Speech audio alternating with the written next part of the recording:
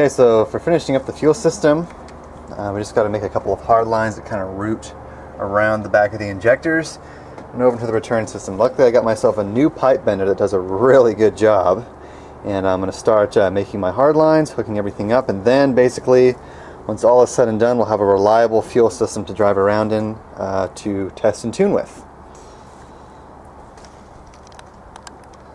Okay, so I've got all of my hard lines together here. I'll show you what I've been using.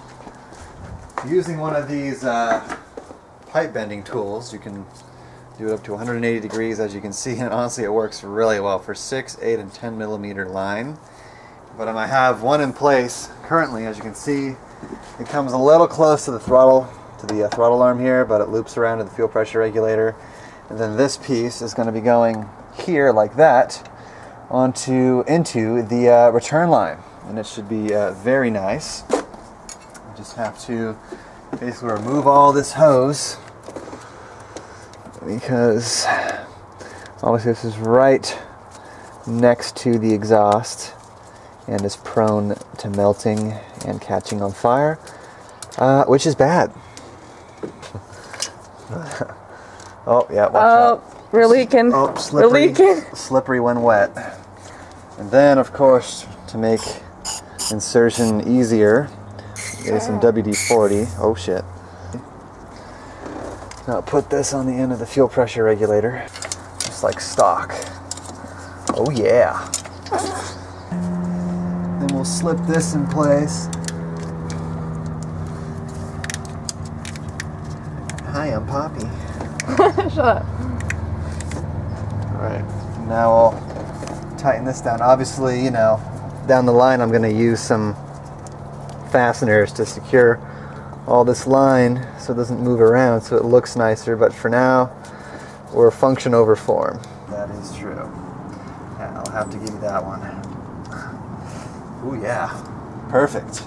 Alright, now we're gonna, if I can put the lime in the coconut here and shake it all up. This is the S officer. This vehicle is entirely stock.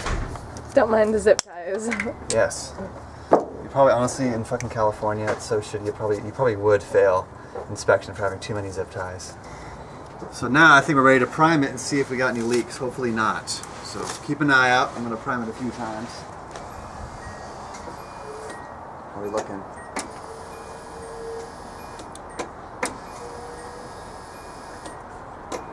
I'm like looking at all of your lines. Hold up. I'm hearing something. I don't know if that's just air going through the system. Alright, let's go ahead and fucking fire this hoe up. Let's see what we got. Beginning. I gotta let it warm up again now, that's the thing.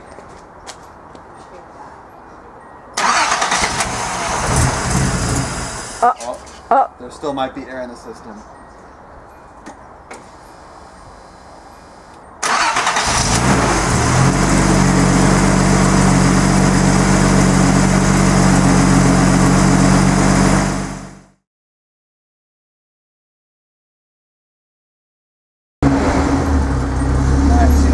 It's right around 35 kPa, and if we check our map here,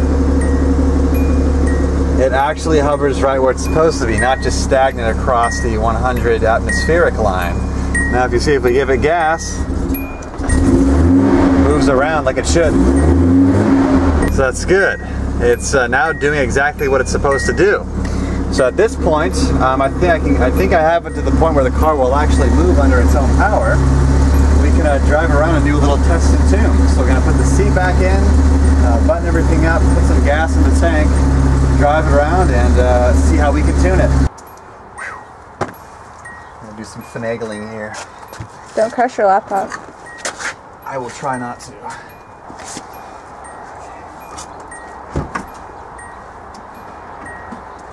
Why is whoopsie daisies. What? Gotta undo the fuel pump ground again. Oh my god. This is what the fuel pump ground is. It's the rear fastening bolt for the seat rail. Boom. There we go. She is in. A little wobbly. But I can assure you that's all the seat, not rail. Okay. Now let's warm this thing up. one thing that we did off camera is I got a little pipe from an old cold air intake that I had, and I used this to bung my intake air temperature sensor. So now it has a proper reading. They do recommend to mount it in the manifold, but I mean, we ain't got time for that. Also, I have this clamped off, because even though I have the idle air control valve deactivated with the Nissan system, it still lets the air through, and I'm just using the air bypass screw here for the idle adjustment switch. If I had to screw it all the way in, this would still get past, and yada yada yada. So this will stay here. You may be asking why I'm putting gas in it right now, because the gate of my house is like a 30-degree angle incline, and it would suck dry and I wouldn't be able to get out of it unless I backed way back and floored it up on there. That would be bad because there are cars. Gas in the tank enough to get us out on the street. We're going to close her up and we're going to go for the maiden voyage here.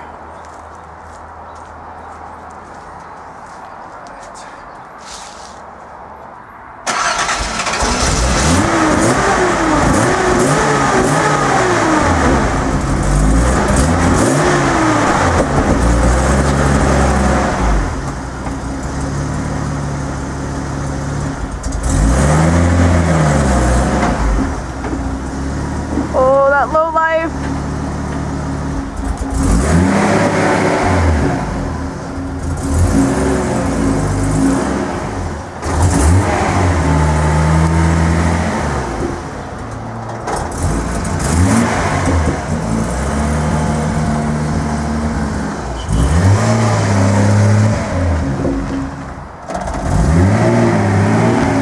First thing I noticed right off the bat is when you get on light throttle, spikes lean for a second. If you see the AFR, it goes up to like 18-ish. So I think that has to do with its acceleration enrichment and it being a little low. Gotta get those money shots. We are off. Okay, so we are moving 1700 RPM. We got a good steady 14.5 to 15.5 AFR, which is good. Hood is rattling around, making some noise. Don't worry, that is not the engine knocking. That's your vice grip pounding against your hood. It could be the vice grip and it going around on the latch. Oh man, you're making me so nervous. Alright, we're off. Ow! Oh, yeah, it is lean. Shit! Okay, it is lean when you punch it. I couldn't resist. The camera hit my face! So we're definitely going to have to enrich it out a little bit. Maybe we'll do that before we get on the highway.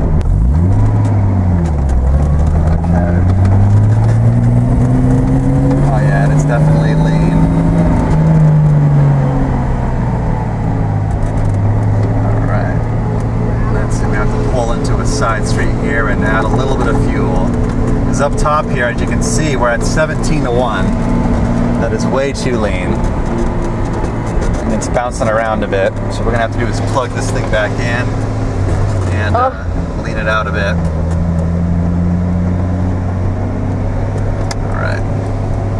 What we're seeing here is when I get it under load, it is definitely up here.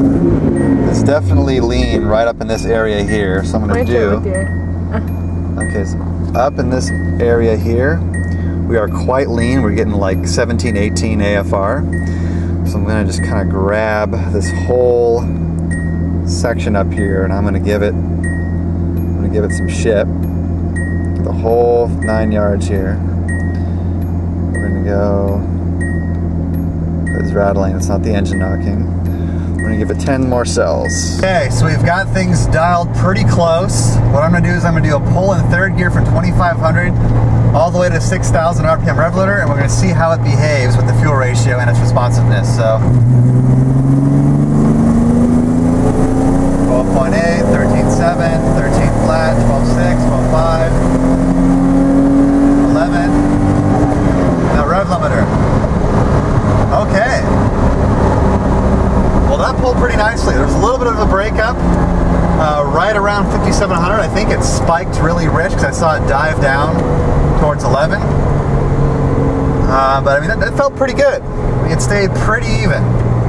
Pretty even around, you know, between 13 and 13.5 the whole way, which still is a little bit rich, but we're getting there. So we've done a few test runs. It is the next day as it did get dark, but I kind of got something to where the car is actually really responsive down low, as well as up high, and as well as having a stable air-fuel ratio when cruising. So I'm going to show you the map here. So this is what we're looking at. So obviously we're not regarding anything above 100 load. This and below, we get a nice, basically down here we're looking at a high 13s, low 14s idle, and it basically stays the same all throughout the cruising range, which is these two bottom layers here is going to be what is going to be in play when you're cruising. And then for full load above 3,300 RPM, we have close to 100 cells at atmospheric pressure, and that brings us around low 12s, high 11s when wide open. Then of course at decel here I have an overrun fuel cut just for the satisfying pops, which sounds lovely. Now I'll show you the ignition table here. So about 11 degrees at idle. I have the idle set warm at about 850-ish. Then I basically have a cruising advance of 42 degrees. As soon as you hit 2,500, it stays kind of in between 2,500 and 2,000, which I may bump up depending upon what kind of gas mileage. I'm not always cruising above 2,500 RPM. And then we hit max advance at 3,500 RPM at full throttle, which is 41 degrees. I could bump that up a little bit lower, but I don't know, I don't really need that much advance when I'm flooring it that down below anyway. Depending upon if I decide to go with premium fuel or whatever, I might squeeze a little more timing out of it to get a little more power, but for now, this is serving perfectly fine. Then I have a bit of timing retard and deceleration for some more pops.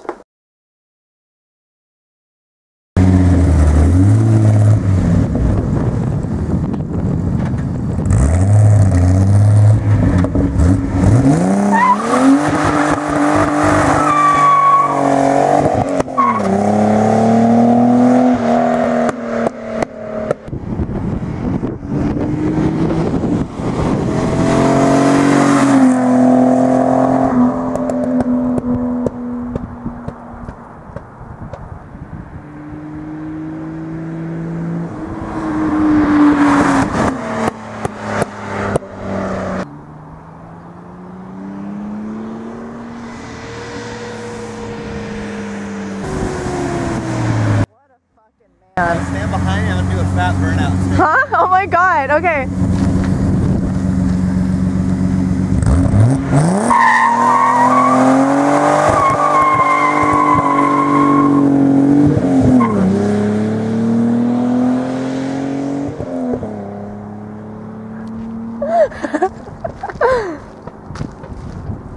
Oh my god, dude.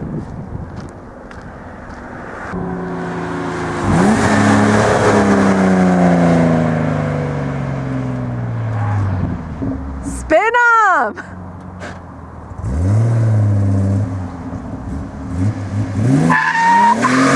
Yep, what a man. You good? Yep. You happy? Yep, we're good.